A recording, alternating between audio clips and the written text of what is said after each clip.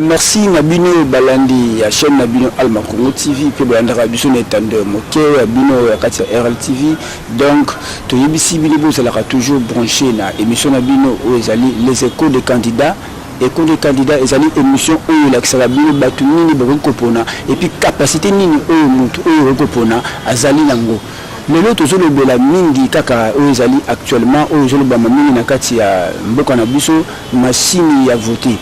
Et puis machine à voter de la paix na entretien où les conabiso banamboka il y a un candidat présidentiel où le président de la CENI Corneille Nanga. Yango le na invité les bino honorable bazali candidat à souscription à Moamba ezali azana kombo na ezali maître Vali donc il est ko na elelo tokosola vraiment mingi pe tokosola pe mingi pour na parti na bango LCM o ezali kambami pe ya mwana mboka Yves Mpunga yeli azali président autorité morale ya LCM tokei pe ya maître Vali pour tout banda makambo biso. Bonjour maître. Bonjour. Maître Toye le na siège ya LCM pour na kosola na moké pour la machine à voter. Pour le maître Vali candidat na souscription à Moamba. Est-ce que élection et qu'ils allaient le 23 décembre 2018? Bon, nakati ya rencontre au Tokendaki parce que nous avons accompagné le président Yves Punga nakati ya ba rencontre aux équipes ba candidat nyonso na CENI. Nakoyoka président ya CENI yemoko abetaki sete à l'obiete élection Ekosalama le 23 décembre 2018. Donc, c'est irréversible date wana. Donc, tous allez se préparer par rapport à date wana. Et bien, merci candidat maître Vali. Au lobby bien, il y a Corneille Nanga à Martela qui a pensé vraiment positionné pour le 23 décembre. Si il y a opposition dans le lobby, élection sans machine à voter. Ce que par rapport à l'élection sans machine à voter. Bon, oyebi bato e batangi, bao baza ba scientifique, baza bato oyo ba criticaka pe ba pesi solution. Le président Yves Punga na ebandeli azalaki contre machine à voter. Apesaki ba préalable pour na ba améliorer machine wana parce que sans amélioration à machine wana ye alingaki kokende tina sukate. Par exemple, qu'il faut ayeba nombre, quantité, il y a des bulletins de vote, ceux qui vont commander combien. Il fallait qu'il y ait également quantité, et nombre, il y a des machines. Machines, on va commander combien de machines. Et puis, il fallait également que créer un système moko, dispositif, il y a sécurité pour être mutu akoko tricher na machine.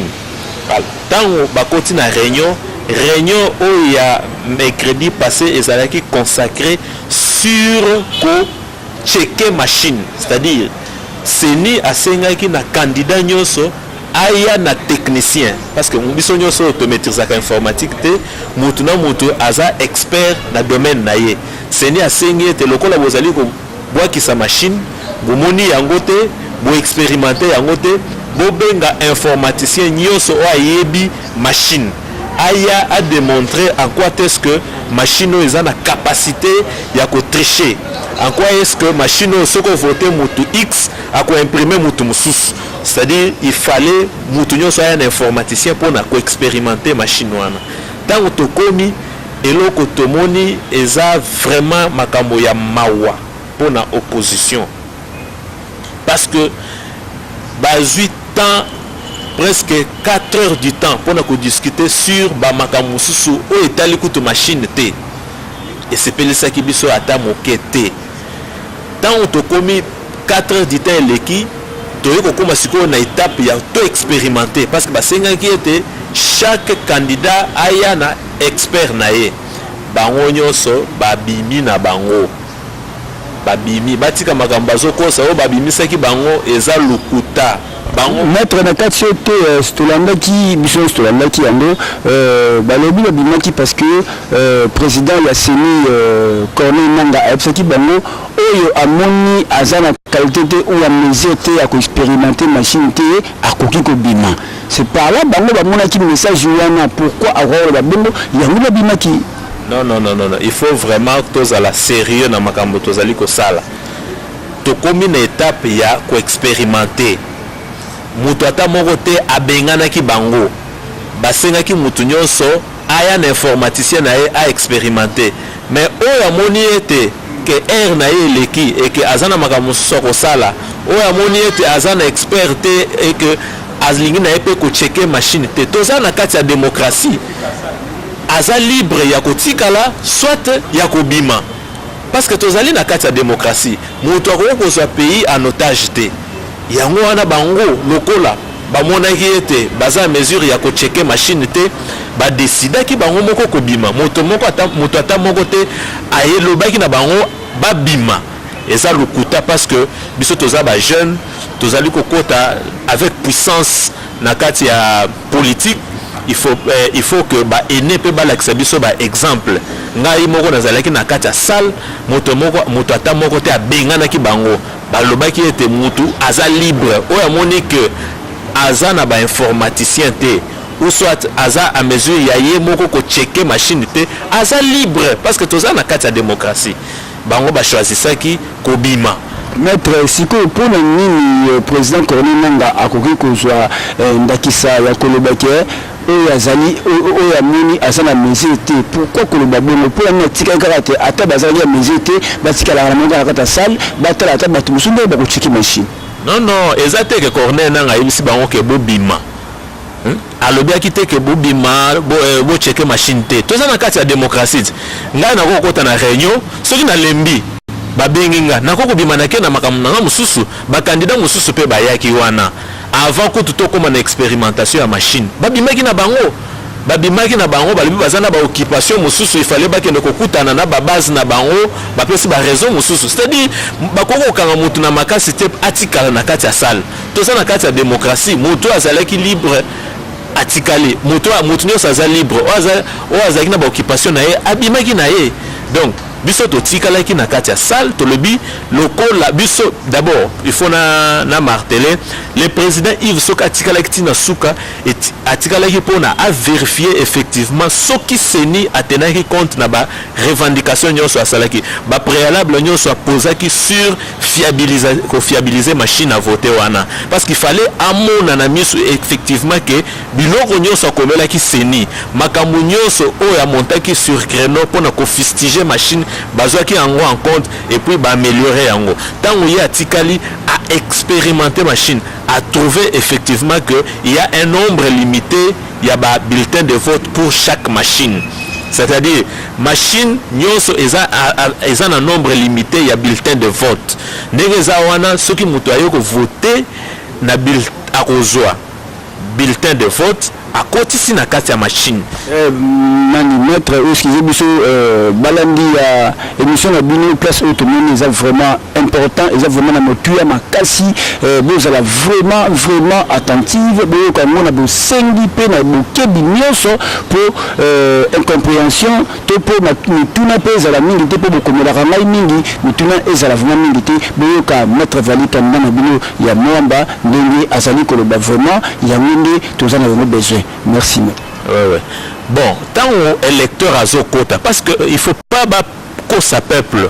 Il faut pas que batu oyo bazoluka glissement, bazoluka makambo mususu, bako sa peuple bakendoko zobuk émissaire machine à voter té.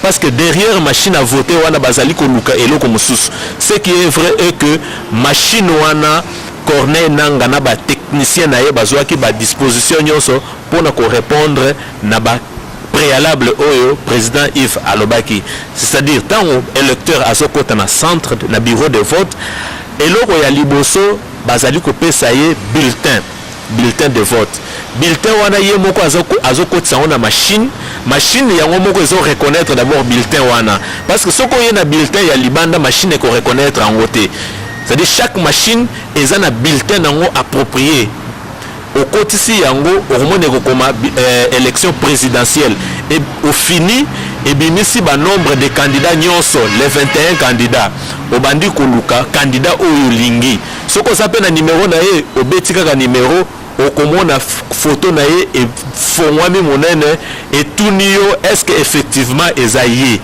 ce qui au monique ezaye au fini et tindio siko na élection législative nationale na élection législative nationale au fini numéro ya candidat ozanango ou bien oluki au pointé et bimisi pe na nenga munene au fini na photo et bimisi lio élection législative provinciale na élection législative provinciale ba photo pe ko bima soko fini na photo ya candidat na yo et lobby que et imprimer mbala moko machine est imprimée yo moko ozui bulletin wana otali effectivement que na voté moto songolo moto pakala yo moko moni au plier yango okei nango na urne o tche yango ainsi de suite ti na suka dépouillement ezo sala mandenge to bando sala de manière traditionnelle na 2005 na 2006 na 2011 maître tout ce qu'on a wana to que le même OK parce que bana maimboka pe za bayibe opposition baza ko ba makambo ya wifi donc il faut au limbo la vraiment bana ya Congo pe baba ndeko baza libanda makambo ya wifi wana bazolo ba machine ezali commandité na wifi ce qui osali boye ko sala boye ce que yo moto sala ki wana expérimenter ki machine wana limbo la bango vraiment est-ce que makambo ya wifi wana eza ya bosolo to eza makambo ba inventé non machine eza na ba option ebele mais ba option nyonso ezali fermée. C'est-à-dire machine na kati ya machine wana eloko oyo ba ko utiliser na kati ya machine ezaka imprimante ezo servir kaka pona au sali choix et imprimer le choix après au verser na urne. Quand est-ce que na processus électoral ou na système électoral bazolo ba ke électeur a voté ce qui est machine wana est imprimé à 8 bulletins à verser na urne. C'est à ce moment-là où Tolobi était électeur à voter. Tant que nano a versé bulletin na urne te, nano a voté te parce que à côté ko se rebuffé à 8 bulletin na wana azongisi yango na machine pe annuler yango. OK, bana mboka vraiment ceux qui d'accord peut ko limbola biso na bosolo na pe la bokebi vraiment maître Vali a ebisibino boye pe alobi na ba monso boye omoni machine wana voté ezali ceux qui otiei et que bimisela yo moto na ye na président au premier et que vous allez moto na ye na députation nationale pe na provinciale donc avant on voter et sengeli otia bulletin na yo na urne ceux qui bulletin continue na urne te c'est que au voter na yo te c'est que vous avez beaucoup vraiment ceux qui otia bulletin na urne te ah wana peut se voir pas moto bosus to le ki la moto. Oui, tant nyonso wana opération nyonso ezali ko salama na présence ya ba témoin. Telle importance il y a chaque parti, chaque regroupement politique ya ko sala na ba témoin na ba bureau de vote nyonso. Na suka bazali ko ya ko sala siko dépouillement nani manuel. C'est-à-dire président ya bureau de vote en présence ya ba témoin bazo fongola siko urne babwaki ba bulletin soit na mesa ou na se babandi siko ko compter moko na moko ba compter ti na suka basali procès verbal ba signer président ya bureau na ba membre ya bureau na ba témoin na bino o bazakuna PV wana bazo remettre na chaque témoin ya candidat ou azaleki na kati ya bureau et na suka bazui pe résultat ba afficher yango na porte ya bureau de vote et puis bazui bakangi yango batindi yango siko na centre ya compilation ba témoin pe bazakuna bango bako compiler siko ba résultat nyonso ya circonscription batindi yango na centrale électorale nationale. Donc esika oyo Corneille nanga sengaki ba témoin ba candidat ba ya na ba expert na bango ba lakisa ndenge nini machine oyo kozala na capacité ya voter motu tel et bimisa motu mususu eza na ngote eza makambo lukuta batika ko distraire peuple. Le peuple a tellement souffert oyo eza important pour na peuple sikoyo ezali changement. Ezali changement vraiment to limite vraiment changement emonana na kati ya mboka to souffrir mingi bana misusu bazotanga te kolia ekomi pasi scolarité ekomi pasi ba délestage kili donc en tout cas cette fois-ci tozali besoin ya kokende na ba élection pour nous assister na alternance démocratique ya pouvoir. Maître Vali siko okoloba na mokuse pa ya balimboka oyo bazali koenda biso mpona masini ya vote ke masini ya vote bazala na confiance nango masini ya vote esalemi na bayokeli banorme oyo candidat Ipunga apeselaki bango donc sikoyo bakoki kozala na confiance ya masini ya vote. Oui, nalingi koloba na peuple alors nazotala peuple na misu sans froid aux yeux que ba ndima tokende na élection parce que machine oyo tant président Yves a expérimenté ango a moni ete bazu en compte ba revendication na ye parce que eloko mususu na ngana bakisa président Yves achaki préalablement il fallait que sécuriser machine pour ne éviter que mutu moko akoza na machine na ndako azo imprimer bakoti système ya codifier machine, c'est-à-dire avant 7 heures ce qu'on fait machine et ko salaté après 17 heures temps centre Kangami au lingo utiliser machine et ko salaté c'est déjà codifié. À part ça, chaque centre est un bulletin moko, chaque bureau est un bulletin moko oyo eza pour nous fongo la machine, c'est-à-dire qu'on fongo la machine, mais pour nous accéder à la machine, pour la machine va fonctionner, il faut car nani bulletin wana et quota et fongo et déclencher système nyoso ya machine là maintenant et qu'on dit qu'on recevoir par électeur pour ne pas voter. Tant que bulletin wana et continue à noter et que fongwamate et ce qui est ce fongwami au continent sur deuxième fois pour nos fongola yango voilà ba caractère sécuritaire au bâché sur place pour nous éviter ba bourrage d'urne tala na 2006 to assisté na ba bourrage d'urne na 2011 ba bourrage d'urne zalaki ba to baza ba somi ba bulletin ba soki wapi ba sali ba cocher na butu ba ye ba boaki na kati mais na machine oyo c'est pratiquement impossible parce que tant au centre de vote ezo fongwama ba témoin na président ya bureau baso ba nana ko compter ba bulletin o ezali na kati ya bureau ba compter ti ba lobi non lokola awa na centre eza na capacité ya ko accueillir 600 électeurs il y a 600 bulletins de vote ba compter pe yango 600 allez ba lobi non sikoyo opération de vote ekoki ko banda tant opération bandi sili tant sili ba bandi pour ça la comptage passer le comptage il faut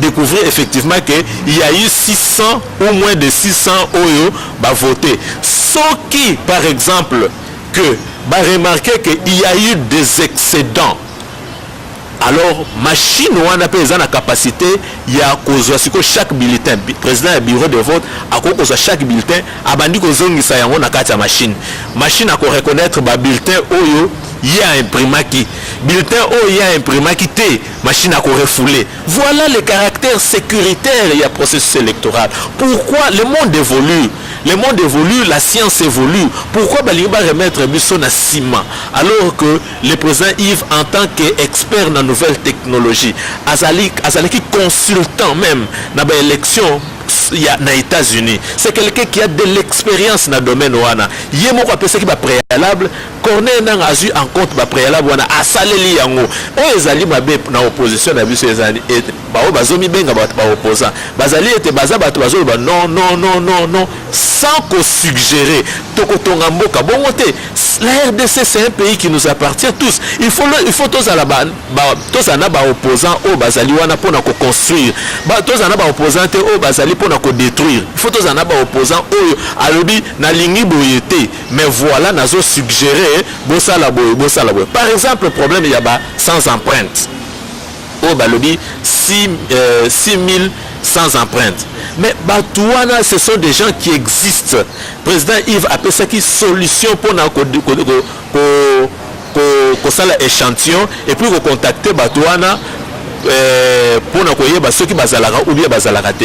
Mais Corneille Nanga est allé aussi plus loin parce que une certaine frange à opposition bazo senga que Batouana ba radier bango nyonso ceux qui bazal 6 000 ou 6 millions il faut qu'on radier bango nyonso, ce qui n'est pas juste.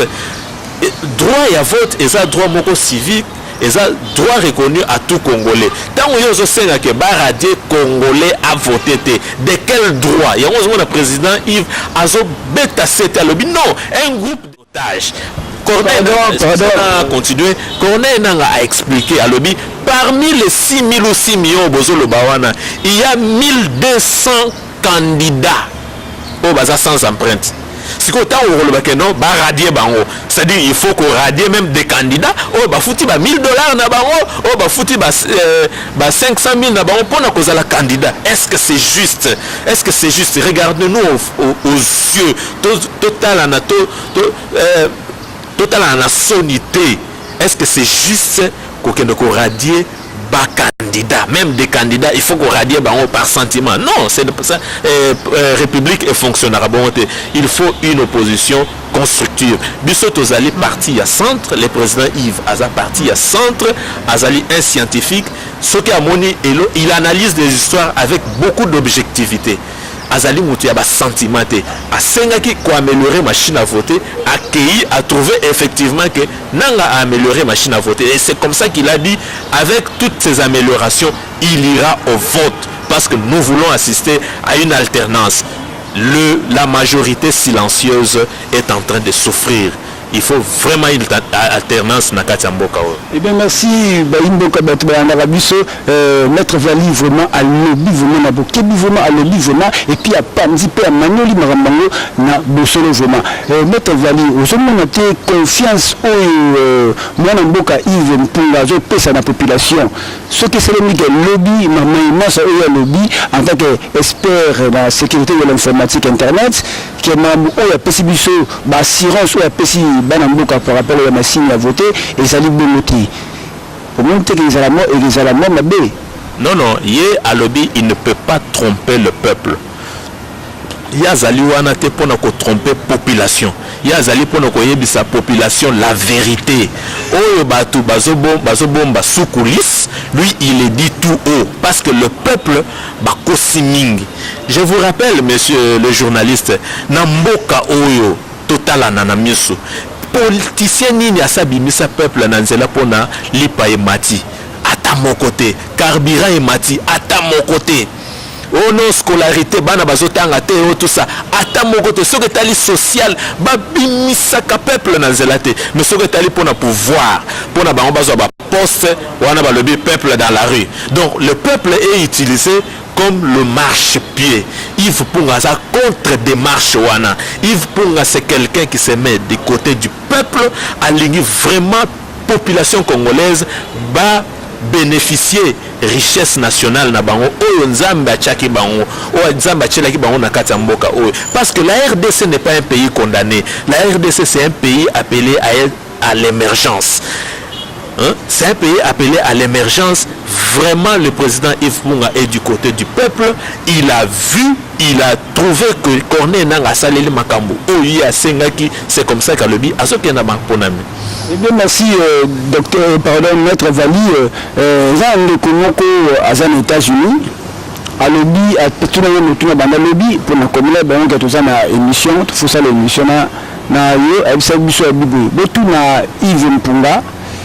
Est-ce que yé a commis qu'on appuyer machine wana ka c'était pour union opposition Salemaki et bloquer ça qui était yango lelo accueilli abandonner la machine wana ngenga makasi pour azaper ampleur to azaper ba mona pe gagner pe ayi makambo to nini. Non, d'abord si tu regardes les discours du président Yves depuis Ebandele soko banda ko landaye il est resté constant na ligne naye. Et azo percé, azo kendekaka, il y a un politicien de ventre. C'est-à-dire tout aye na kati ya mboka oyo a trouvé les politiciens qui vivent dans les vagabondages politiques. C'est-à-dire lelo aza na majorité, lobby a commis dans l'opposition, c'est comme si opposition est à place, il y a refuge.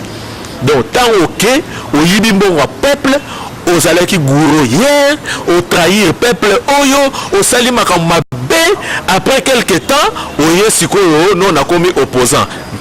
Ayobisa Kibino, Soko Landaki, même na Béatrice Alobi, qui a trahi, trahira. Qu'est-ce qui vous dit que Batouana Pesa va changer? Qu'est-ce qui vous dit qu'elle va changer? Non, l'émergence de la nouvelle classe politique est yé. Bisso to côté na politique, le président Yves Punga a côté na politique, pas comme ça la politique lokola ba papa na biso ya kala, pas comme ça la politique comme bato oyo bazalaki lelo aza awa lobi aza kuna lelo afingi na butu bake ko kutana bazo sala ba jeu à ping pong. Non, politique ya bongote. Le président Yves Punga est resté constant. Il s'est dit que je dois rester du côté du peuple. S'il faut trahir le peuple, je ne peux pas le faire. Je ne peux pas le faire. Bah ouais, bazali ko luka transition, va faire glisser, va qu'il y ait toujours des glissements, bah dialogue, les opposants de dialogue sur dialogue et s'il a raté, non. Biso tozo kende na élection parce que tolingi changement. Eh bien merci le candidat président de la République Yves Punga Ndeko Punga Lobi, il y a zali pour un changement. Il y a zali pour la population, rien que pour la population. Donc il y a zali pour la bénéfice de la population, il y a zali pour la bana baimbo kabasepela na makambo et le cas d'élection à prévoir bien déjà à sécuriser machine. Talaka va ndeko mettre valeur lobby machine yona avant 7h et que fondamenté. Ata au sein de l'Union et les salatés, va programmer par rapport à les messages d'ango et sengini kosala. Notre valeur aux amis candidats na souscription à Moamba. Na LCM car la partie à mon mboka Yves Punga et le nini to assurance nini ko pesa na ba militant to population OEP ils en a besoin na yo tous ils en a besoin ya koyoka OEP na parlement. Bon ce qui n'a lobby que na zo promettre ba électorat na ngai o ya mwamba que na kosala boye na kotongela bino ba école na kosala ba pont eza lukuta candidat moko atate aya kokosa bino que aza na prérogative wana ya kosala un député national rôle naye ezali d'abord ya ko aza producteur ya ba texte donc les textes oyo député il faut acha na kati ya nation il faut ezala ba texte où ils ont reflété image vraiment ya peuple où ils ont répondre na ba aspiration profonde ya peuple. Le parlement c'est une autorité budgétaire. Parlement azali wana pona ko voter ba budget oyo ezali conséquent na grandeur ya pays eza ba budget automonité tozali sima ya président Yves Punga oyo à passer la population, à soumettre la population plan d'action naïe, programme naïe, quinquennal, ou à lobby à répartir en gros, dans 5 ans, toko atteindre budget il y a 405 milliards de dollars. C'est ça le rôle il y a parlement à appuyer. Il y a autre zali ko senga électorat na biso o bazali ko landa biso ba ko soutenir biso pour être vision ya président Yves Punga. O ya zali na ngo pona le grand Congo et ça la soutenir na ba parlementaire oyo ba ko voter budget oyo ba ko contrôler gouvernement. Contrôle ya gouvernement et ça la contrôle ya fallacité contrôle oh ya massanoté mais contrôle oh ils en a ba conséquences ministre Oyibi va voter motion de censure ou motion de méfiance va destituer yo au Québec prison ba landelio. C'est ça un parlement fort et ça va parlement autos et l'équipe ba parlement oh a voté motion après quelques minutes ba yo wana ba bandi ko na bendi na ko retirer signature tout ça. Non, la RDC c'est un pays potentiellement riche. Le président Yves Punga a acheté programme, il y a informatisation, il y a RDC, c'est-à-dire il faut informatiser toute l'administration publique, il y a RDC. Avec l'informatisation, il y a RDC, de lutter contre coulage des recettes, gabegie financière, volatisation, il y a recettes publiques, il y a l'État, il y a poche, il y a lutter contre hémorragie financière. parce que lelo oyo mbongo ebele ya l'état eza contrôlé té informel eleki mingi ba minéraux zo bima de manière clandestine na kati ya RDC. Parlement azo sala le côté sous les yeux et le contrôle du parlement azo loba le côté azo voter ba motion té azo sala le côté yango to lingi était parlement o ekoya ezala parlement moko efficace parlement o azali côté ya peuple. Pourquoi est-ce que ba parlementaire na biso ceux qui va voter au commun na parlement au commun na ba monument au commun na ba $12,000 mais jamais yo mutozali représentant ya peuple parce que ba bengi yo oza représentant ya peuple jamais on roloba ete non salaire nangé leke belé na moni ete il faut to salara ndenge moko na ba enseignant. Pourquoi ba lobaka ngote? Donc ce ne sont pas le représentant du peuple parce que un représentant du peuple orthodoxe ne peut pas accepter de voir le peuple souffrir. Maître Vali to zoni mangoke pa na yo madame Nassoro le bivi to yokio.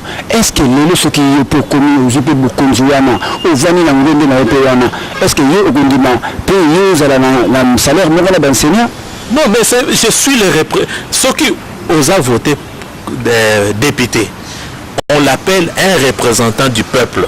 Un représentant du peuple ne peut pas voir le peuple souffrir.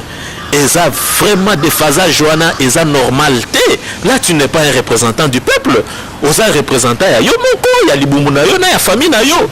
Quand on est un représentant du peuple, on est là du côté du peuple, parler pour le peuple, hein, voter la loi, budget également, oyo, ezali conséquent, contrôler le gouvernement, contrôler les ministres, c'est ça le rôle d'un parlementaire. La justice pour nos pourquoi nos parlementaires ne font pas ça? Hein? Ok, merci. Baimboka, to comme na suka ya émission to journal na biso to sepeli mingi na candidat député provincial na souscription ya Mwamba Maître Vali na parti ya LCD ya mwana mboka Yves Mpunga vraiment alobi na bosolo pe na bokebi penza to landi biso no sondenge ya sili koloba pour na machine ya voter alobi pe mingi mwana mboka Yves Mpunga atie ba mesures sécuritaires parce que ya azali expert en informatique expert en sécurité de l'informatique internet ayebi vraiment makambo wana malamu pe na bokebi penza atie ba makambo nyonso pour mabe ezalate na élection et puis balobi élection eza toujours le 23 décembre 2018. Maître tokomi na suka eloko nini koloba pour aussi sa émission na biso na peuple congolais. Oui, la population congolaise et l'andabiso va garder toujours espoir. Ce pays nous appartient tous et c'est un pays d'espoir. Tala lelo banzela ezate bisika mosusu ezali ba politicien bazo kita pona ko inaugurer ba puits comme si nous n'avons pas de régie des eaux. Électricité, délestage à tout moment. Nous avons Linga qui est de l'autre côté. Nous exportons même l'électricité. Bon exportation à l'électricité. Tout le monde a kangote. Tout le monde a ramoussé les salles et salles la rambokate. Ba minéraux. Donc la RDC c'est un pays potentiellement riche, mais paradoxalement la population a se compire dans la misère. L'heure est venue de faire la politique autrement. Nous avons un plan directeur et informatisation à RDC, na concept et développement du pays en triangle. Depuis 60, RDC est géré de manière pyramidale, c'est-à-dire groupe il y a des individus basés à sommet, basés festuailler, basés yimambo mboka, basés piller RDC, basés fragiliser RDC. Peuple azanase à subir mes gestions et alikolo. Leur est venu au pyramide il faut couiller. Dès que pyramide de couille tous na triangle gestion eza nengemoko, c'est-à-dire peuple na gouvernant basali sur le même pied d'égalité. Dans le peuple a sengi gouvernant à répondre directement. Voilà système à gestion autosalina posa na RDC. Nous avons besoin de l'émergence de la RDC. L'heure est venue de faire la politique autrement, que la population ait confiance au président Yves Mpunga avec la solution OAPSA qui pour l'amélioration de la machine nanga à Saleli Yango. En tout cas, coup de chapeau pour la CENI parce que c'est ça un scientifique. Un scientifique, c'est quelqu'un qui est là, qui travaille pour les services de la nation. Il n'est pas là pour détruire la nation, mais c'est pour construire la nation. Donc, le peuple doit être vigilant. Le peuple doit être vigilant. Bon, mais manaté le même cette machine-là, vous-même, vous allez l'expérimenter. Parce que celui qui ira voter, c'est vous-même. Personne ne va pas voter à votre place. Ok, merci.